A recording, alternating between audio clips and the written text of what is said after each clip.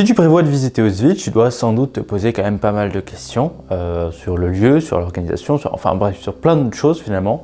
Et dans cette vidéo, je vais répondre à toutes tes questions. Avant de commencer cette vidéo, si tu veux en savoir plus sur la Pologne, tu veux un guide complet sur qu'est-ce que tu dois visiter, les bonnes astuces, que ce soit en termes d'organisation, de transport, de météo, quand est-ce qu'il faut y aller, quand est-ce qu'il ne faut pas y aller, et surtout les endroits à visiter et là où tu peux loger, et je t'ai créé un guide complètement gratuit sur toute la Pologne en général. Il est dispo dans la description, c'est le premier lien, tu le télécharges. Et nous, on va tout de suite regarder notre vidéo. Première question, est-ce que c'est une visite difficile émotionnellement? Non. En gros, Auschwitz, ce n'est plus le Auschwitz de l'époque. Qu'est-ce que je veux dire par là? En fait, on se dit qu'on va y aller, on va pleurer, on va ressentir on va être triste, grosso modo. Et moi aussi, je me suis dit ça. Finalement, sur place, si c'est rien passé. Je me suis demandé si c'était normal. Beaucoup de gens se demandent si c'est normal de rien ressentir, de ne pas éclater en sanglots ou des trucs comme ça. Alors, il y en a qui ressentent des émotions. Il y en a qui les ressentent seulement le soir après la visite. Il y en a qui les ressentent plus tard. Et il y en a qui ressentent rien ou pratiquement rien. Et ça dépend énormément des gens. Mais je pense qu'on ne ressent pas grand-chose dans la visite. Pourquoi? Parce qu'en fait, certes, on voit les lieux, on voit les bâtiments, on voit les vestiges, mais on ne voit pas vraiment la souffrance, la difficulté, les horreurs. On ne voit rien de tout ça. On voit des barbelés, ok. On rentre dans une chambre à gaz, ok. On voit les traces de griffus sur les murs, ok.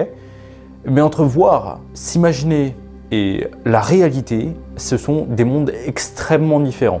Et donc, pour moi, on ne ressent pas grand-chose. Ce qu'on peut ressentir, c'est peut-être une ambiance pesante qu'on se met nous-mêmes dessus.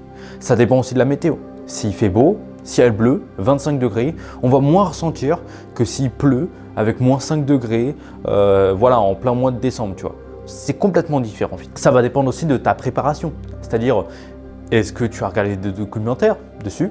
Est-ce que tu as lu des livres? Est-ce que tu as lu ou regardé des témoignages? Ce que je te conseille vachement de le faire parce que ça va te permettre de mieux comprendre les lieux. Est-ce que tu as vu les images d'archives qui là par contre sont traumatisantes et pleines d'horreur? Là tu vois, ça va changer un petit peu ta façon de voir la visite. Bon, je te conseille vraiment pas les images d'archives pour les avoir vues pour préparer mon documentaire, c'était assez violent. Mais tout ce qui est témoignage et tout, ça par contre je pense que tu peux les regarder pour mieux comprendre. Et par contre là-bas tu auras peut-être un peu plus d'émotion. Faut-il réserver ses visites à l'avance? Oui. Nous, on y allait comme ça, un peu à Wallagen, et on s'est dit, on va y aller et on va pouvoir visiter. En fait, non. On s'était renseigné sur Internet et tout, et en fait, ça avait changé. Depuis le Covid, en fait, ils organisent maintenant des visites guidées obligatoires, sauf à partir de 15 h, je crois, et tu ne peux pas quitter ton groupe. Tu n'as pas le droit de quitter ton groupe. Et les visites françaises, on était en plein mois d'octobre, il n'y en avait que 2 par jour. Donc la première qu'on a fait, on l'a fait en polonais, on n'a rien compris. Du coup, on devait se dépêcher et tout, donc on n'a vraiment rien compris à l'histoire. La deuxième visite qu'on a fait, on l'a fait en anglais, parce que la française, elle était à 13 h et que nous, on est arrivé à 8 h. On n'avait pas envie d'attendre 5 h. Donc il faut réserver à l'avance, ça c'est sûr. C'est des visites groupées obligatoires, donc tu ne dois pas lâcher ton groupe. Par contre, dans le deuxième camp, quand tu prends le bus et tout, là par contre, tu peux lâcher ton groupe et aller où tu veux, là il n'y a pas de problème. Parce que nous, la première fois qu'on a fait ça, dans le premier camp, en fait, il y a le garde qui nous a rattrapés et tout, et on s'est un petit peu échappé, et on s'est réfugié, on a trouvé le bâtiment style musée français. Et c'est pour ça qu'il faut aussi prendre un groupe français, parce que du coup, on va t'amener dans le bâtiment français. Nous, c'est le bâtiment français qu'on partage aussi avec les Belges. Mais voilà, parce que si tu prends le groupe anglais, ils vont t'amener dans le bâtiment anglais. Et du coup, tu vas un petit peu moins comprendre et je trouve ça dommage. Donc, soit tu t'échappes de ton groupe et tu essaies de te faire discret, soit tu passes après 15 h, mais c'est dommage parce que tu as aussi l'autre visite de l'autre camp à faire après. Ensuite, une fois que tu es dans l'autre camp, je te conseille vraiment de partir là où tu veux. Parce qu'en fait, il y a le chemin principal qui longe les rails, qui arrive devant les 2 chambres à gaz et les crématoriums. Et ensuite, tu fais le tour et tu pars. C'est tout. Alors que la visite libre, tu peux vraiment aller où tu veux. Et nous, on s'est perdu jusqu'au fond du parc. On était tout seul pendant 1 heure. Et là, par contre, c'était bizarre. Là, par contre, on était dans un étang où apparemment, ils foutaient toutes les cendres et tout. Là, par contre, c'était bizarre. Et du coup, on pouvait plus se recueillir, comprendre, essayer de faire tout ça sur le lieu. Et c'est ce que je te conseille de faire. Combien de temps il faut pour tout voir? Alors, ce qu'il faut comprendre, c'est que nous, on est arrivé par du coup la gare. Il y a des navettes qui t'amènent jusqu'au camp principal, là où du coup tu as les bâtiments, les plus gros bâtiments et tout, le camp de travail. Et c'est là où tu prends tes billets et tout. Et par contre, pour aller du camp de travail à l'autre camp, soit tu marches, je crois que c'est 45 minutes, un truc comme ça, ce qu'on a fait au début parce qu'on ne savait pas du tout, soit tu prends un bus, des navettes gratuites. Et du coup, ça t'amène dans l'autre camp. Tout ça, en gros, ça te prend, allez, 3 heures tout au plus. Pourquoi? Parce qu'en fait, vu qu'ils font des groupes, ils doivent, je sais pas pourquoi, mais il y a beaucoup de monde qui passe. Mais beaucoup de monde, et du coup, les groupes doivent se dépêcher. Et donc, on va dire que la visite, elle se fait un peu trop rapidement, à mon goût. C'est pour ça que je te conseille de le faire un peu en libre, pour du coup passer plus de temps là-bas et mieux comprendre un petit peu ce qui s'est passé.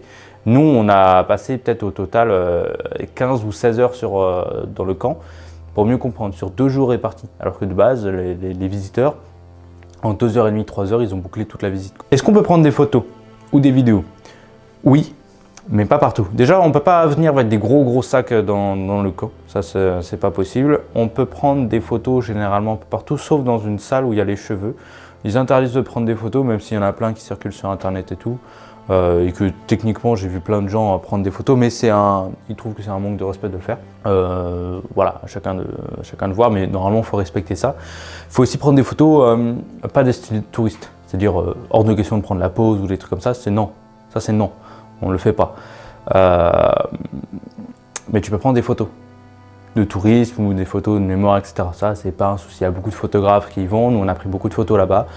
Donc, c'est pas un souci, ça. Mais voilà, il y a des endroits où il ne faut pas prendre des photos. Il y a des manières de prendre des photos. Pas de taper la pose, pas de faire des trucs Instagram. Ça, c'est hors de question, tu vois. Est-ce qu'il y a des choses interdites? Je te dirais oui. Courir, parler fort. Enfin, c'est plus des trucs de manque de respect. Manger et boire à l'intérieur du camp, non, ça, on le fait pas finalement. C'est plus des choses de manque de respect que des interdictions. Fumer aussi, on ne le fait pas, hein, évidemment. Tout ce qui est gestes grossiers, hors de question, on évite ce genre de conneries. Voilà, c'est plus des choses de respect qui sont complètement interdites à l'intérieur du camp. Est-ce que la météo peut rendre la visite plus difficile? Ce qu'il faut comprendre, c'est qu'on est généralement tout le temps dehors. Donc quand il fait froid, il fait très froid en Pologne, surtout là-bas. Alors ça peut te permettre de mieux comprendre ce qu'ils ont vécu.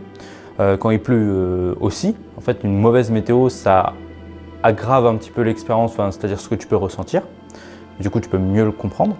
Quand il fait beau, c'est plus confortable, mais du coup, ça t'éloigne un petit peu de ce que tu peux ressentir et de ce qui s'est vraiment passé, quoi. Mais en tout cas, il fait très froid là-bas. En Pologne, surtout l'hiver, ça caille un max, donc il faut bien se couvrir. Nous, on était bien couverts, donc ça allait. Mais on avait quand même froid en rentrant le soir à Cracovie. Voilà, ça nous faisait du bien de rentrer dans un immeuble, quoi. Est-ce qu'il faut prévoir quelque chose à la fin de la visite? Moi, je te dirais non.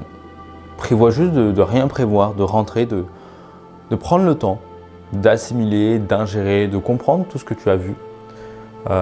Déjà, la visite, elle va être fatigante parce qu'il faut beaucoup marcher, c'est long, le camp il est très grand, hein, donc si tu vas d'un bout à l'autre du camp, voilà, ça va prendre du temps. Et en termes de marche, ouais, c'est fatigant, mais déjà, ça prend du temps de faire la vraie bonne visite libre et tout. Et du coup, tu n'auras pas envie de faire quelque chose le soir. Tu peux prévoir une activité plus légère et tout, mais moi je pense que c'est bien de juste rien faire, de réfléchir à tout ça. Voire même de regarder le soir des documentaires ou des trucs comme ça pour compléter un petit peu ta visite. Documentaires, témoignages ou des trucs comme ça. Même si c'est évidemment mieux de les faire avant, pour préparer sa visite, c'est mieux de les faire avant. Et où est-ce qu'on peut loger du coup et comment y aller? Alors déjà, il y a ça dans le guide qu'il y a dans la description, hein, tout est expliqué, mais en gros, nous ce qu'on a fait, c'est qu'on a logé à Cracovie. Et qu'en fait le matin, très tôt, parce qu'on voulait partir le matin et arriver vraiment le plus tôt possible pour le lever de soleil sur le camp et tout, et on a eu de la brume et tout, enfin bref, c'était incroyable en termes d'ambiance. Mais en gros, voilà, tu prends le train, tu en as pour 1 heure, tu vas jusqu'à la ville d'Auschwitz, et ensuite tu prends des navettes, des bus qui t'amènent au camp. Sinon tu peux dormir un petit peu à proximité et tout, mais voilà, Cracovie c'est un petit peu la meilleure option si tu veux faire aussi autre chose à côté dans ton voyage et tout. Voilà pour cette vidéo, j'espère qu'elle t'a plu. Si c'est le cas, n'hésite pas à t'abonner ou même à lâcher un commentaire sur du coup ton voyage que tu vas faire là-bas ou ce que tu as pensé un petit peu de cette vidéo. Oublie pas, tu as le guide complet sur la Pologne, tout ce que tu dois visiter aussi avec Auschwitz qui est dans la description, toutes les bonnes pratiques, les bonnes adresses et surtout comment y aller, les transports en termes de temps, de saison et tout. Tout est dans ce guide-là qui est complètement gratuit. Donc voilà, de gros bisous, à très vite.